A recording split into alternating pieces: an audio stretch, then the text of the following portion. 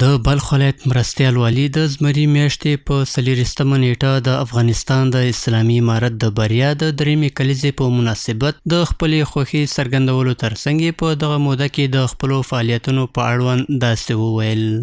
من بدل من 3 سال که مراسم آماده نسیگیم بسیار کاری عمده در اینجا صورت گرفته و در اختتام رسیده. این اول ماش ما میبینیم که همگی را میدانه، دنیا میدانه. امی کانال قشتیفه این فاز اولش تکمیل شده با فاز دویمش است.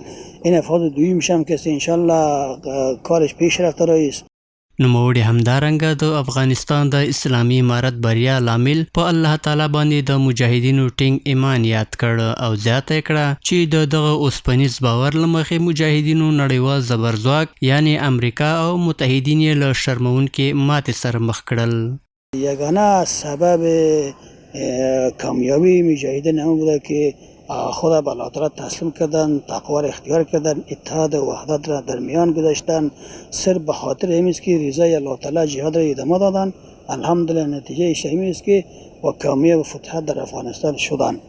باید وویل شي چې د مجاهدینو او د حق د لارې د سرښندونکو د وینو پایله وه چې بالاخره له نن څخه 3 کاله وړاندې د زمري میاشتې په 40مه نړیوال یرغل پای ته ورسېد او افغانستان بشپړه خپلواکي ترلاسه کړه.